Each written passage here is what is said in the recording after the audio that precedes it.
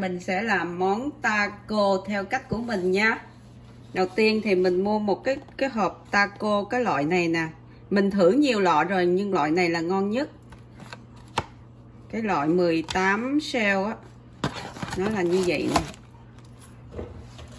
Sau đó mình cần một phao thịt bò bằm mình mua ở chợ, thịt bò bằm, và 10 cái nấm nhỏ mà màu trắng hay màu rau mà mình mua chợ Mỹ nó cũng có bán, rồi mình cắt nhỏ như vậy nè.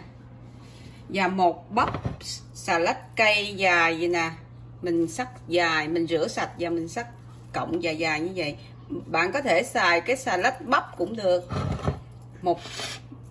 Và một trái ớt đỏ, một trái ớt xanh mình cũng cắt nhỏ như vậy. Mình cần bơ, hành mình cũng cắt nửa củ hành nhỏ như vậy, và một muỗng bột năng. Mình cần cái loại chi này nè, mình thử nhiều loại chi, loại này mình ăn taco là ngon nhất. Và mình cần dầu mè, dầu hào,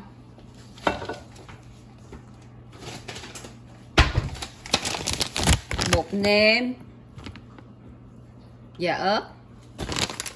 Okay, mình bắt cái chảo lên bếp ha, mình mở cái lửa 2 để cho chảo nó hơi nóng một chút nha.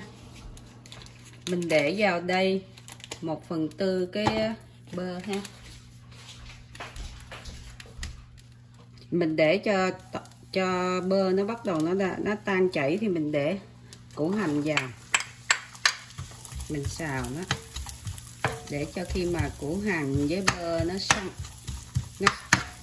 tan chảy và củ hành nó săn lại thì mình mới để thịt vào. Mình thấy củ hành bắt đầu nó hơi vàng vàng nè, mình sẽ cho thịt bò bằm vào.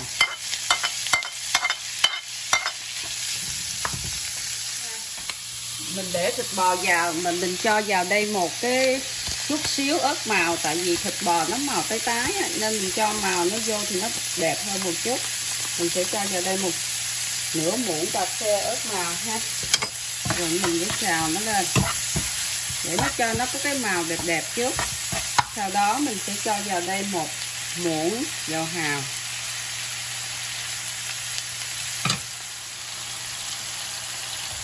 mình đảo đều hết. Khi mà mình thấy thịt nó gần chín tới thì mình đổ nấm vào.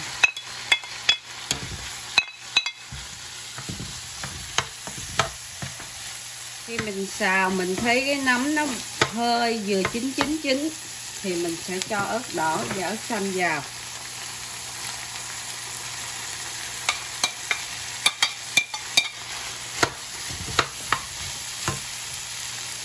Mình sẽ giờ cho vào này nửa muỗng cà phê bột nêm nha, không phải muỗng súp như hồi nãy mình cho dầu hào nha, nửa muỗng cà phê bột nêm.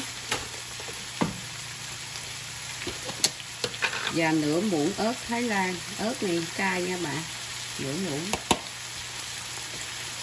Đó mình mới trộn đều nó lên, trộn đều tất cả các gia vị lại và mình xào trong vòng cỡ hoặc 2 hoặc 3 phút.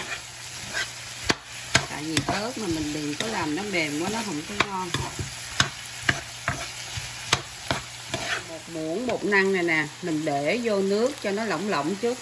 Muỗng bột năng này mình đổ 3 muỗng nước này nha. Mình khuấy nó đều cho bột nó khuấy đều như vậy hết. Cho bột nó tan trong cái nước hết.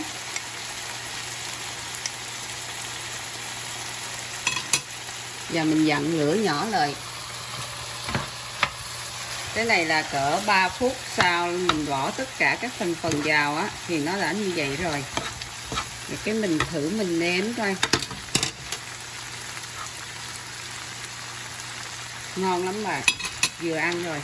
Tại trong chi nó cũng đã mặn rồi cho nên đừng có để mặn quá. Sau đó mình đổ cái nước bột năng này vào và mình trộn đều nó lại.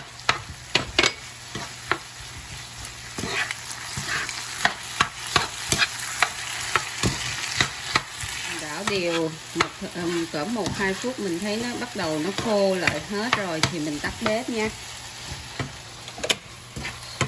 Sau đó mình cho chút tiêu vào cho nó thơm thôi, chứ ớt hồi nãy nó đã cay rồi, cái này ăn cay cay thì nó ngon. Tại vì mình có làm cái gia vị taco rồi nhưng mùi nó nồng lắm, ăn không được, cho nên mình làm theo cách của mình thì mình thấy gia đình mình thích hơn. Bỏ cái xeo taco vô trong cái lò nu-que, mình nướng mỗi mặt 2 phút nha, để cho nó giòn. Nướng đều 2 mặt, mỗi mặt 2 phút thì mình lấy cái taco ra và mình múc thịt nè, múc này mình để vô trong cái xeo.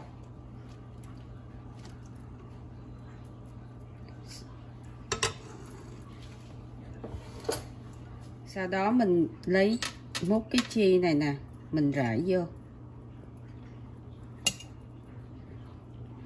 và mình để vào một chút cái xà lách đó.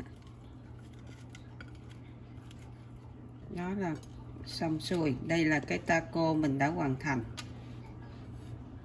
Món taco đã hoàn thành. Chúc các bạn coi vui vẻ.